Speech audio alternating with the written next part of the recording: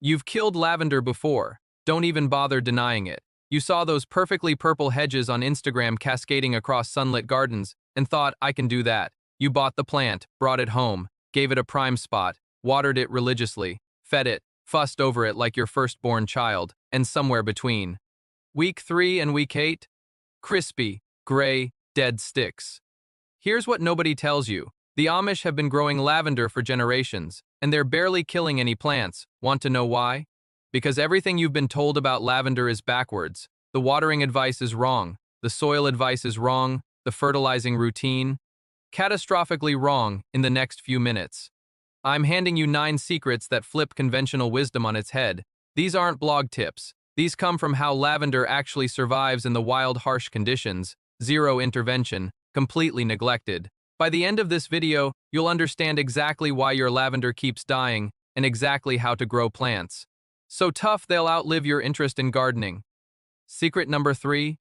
That's the one that saves 9 out of 10 plants. Almost nobody talks about it. If you only remember one thing, make it that. Let's go. Secret number 1. Stop seeing IT as a plant, start seeing IT as a weed. This mindset shift changes everything. Lavender is not delicate. It's not fragile. It's a tough Mediterranean weed wearing a pretty dress. That's what it is. In its natural habitat, rocky hillsides, blazing sun, brutal wind, months without rain, lavender isn't being coddled. It's being completely neglected. The plants in Provence fields aren't thriving because farmers are geniuses. They're thriving because nobody's touching them. Planted once, 15 years ago, ignored ever since. But when you bring lavender home, your instinct kills it. You treat it like it needs you. You water it on a schedule. You add compost because plants love rich soil. You mulch it. You create shade. You wrap it in luxury. And luxury suffocates. A plant evolved to survive on nothing. Here's what actually works. Find the worst spot in your garden, the corner where nothing grows. Thin soil, brutal sun, rocks everywhere. The slope facing south that bakes all day. The area your other plants refuse to live in. That's lavender paradise. Stop giving lavender good soil. Save that for tomatoes. Lavender wants the leftovers. Lavender wants the neglected corner. Lavender wants hardship. The moment you shift your thinking from delicate plant needing care to tough weed thriving on hardship, everything changes.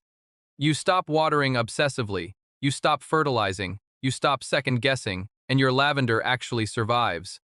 Secret number 2. The soil recipe that recreates a Mediterranean hillside. This is where most people sabotage themselves before the plant even goes in the ground. You've heard well-drained soil 1,000 times. Your garden bed, isn't it? Well-drained for lavender means something extreme. It means soil water flies through. Here's the exact method. When you dig your planting hole, make it twice as wide as the root ball, only as deep, not deeper. Depth kills lavender because water pools and roots suffocate. Now take the soil you removed, throw at least half away. I'm not exaggerating. Remove it, don't put it back. Mix the remaining half with coarse sand, fine gravel, or crushed limestone. Not play. Sand, builder's sand, horticultural grit. Chunky stuff, water cannot cling to it. Mix until it looks like a rocky beach. Here's the part people skip, the difference between 15-year plants and dead plants. Build a mound, plant your lavender on top of a raised hump, 2 or 3 inches above ground. Water runs away from the crown instead of pooling. Remember this. Lavender doesn't die from thirst, it drowns. Even in summer, even in dry weather, roots want to breathe more than drink. That mound is literally life or death. Critical. If you've been adding compost to lavender beds, stop. Rich soil makes lavender soft, leggy, floppy, and weak. Fewer flowers, weaker fragrance. A pampered lavender is a dying lavender. Keep it lean. Keep it mean, it'll reward you. Secret number 3. The watering rule that saves 9 out of 10 plants. This is the big one. If you take nothing else from this video, take this. Ready? Stop watering your lavender almost entirely. I know, sounds insane. Every gardening instinct screams plants need water. Especially in summer, especially when it looks tired. But here's the truth. Lavender's tired look isn't thirst. It's almost always overwatering, wilting, yellowing lower leaves. That sad gray cast making you grab the hose. Overwatering, 9 times out of 10. You're killing it with kindness. Here's the rule that actually works for the first 2 or 3 weeks after planting. Water deeply once a week. Just once helps roots establish. After that, water only when You've had no rain for 2 to 3 weeks and soil 2 inches down is bone dry. Stick your finger in, feel moisture. Walk away. When you do water, water deeply, one thorough soaking. Then let it dry out completely before thinking about water again, in winter. Don't water, not at all, not if it's dry for weeks. Not even if other plants look thirsty. Wet roots plus cold soil kills established lavender plants. People lose more lavender two-kind winter watering than pests and disease combined. Your lavender is sleeping, let it sleep dry. For pots, rules get stricter. Use terracotta, never plastic or glazed ceramic. Terracotta breathes. If one drainage hole, drill more.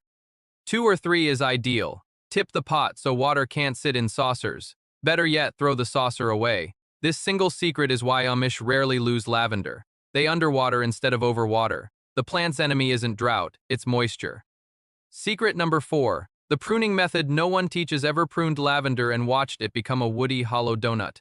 That's almost everyone. Pruning lavender is counterintuitive. Be aggressive, but know where to stop.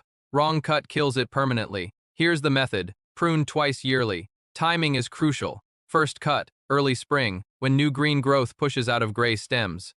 Use sharp pruners, shape the entire plant into a tight dome, removing about a third of green growth. Not light trim, real, aggressive cut. You're sculpting. Second cut, right after flowering finishes, usually late August or early September. Cut back harder. Remove spent flower stems and another inch or 2 of green growth below. Them, shape into that dome again. Here's the critical rule. Never cut into woody, leafless brown stems at the base. Never. Lavender wood doesn't regenerate. Unlike roses, cut into bare wood and that branch dies forever. A plant butchered in two wood never recovers. Always leave at least an inch of green, leafy growth above the wood. Trim the leafy top. Don't touch the trunk. Do this religiously from year 1, every time on schedule. Your lavender stays compact, bushy, and productive for 10, 15, 20 years. Skip a cycle, and within 2 or 3 years it splits open, goes woody and hollow, and becomes unsalvageable. The plant that never dies is really the plant that gets pruned correctly. On time, every single time. Secret number 5. Choose the right variety for your actual climate. This secret determines whether the previous for even matter. Most dead lavender happens because someone planted the wrong variety in the wrong climate.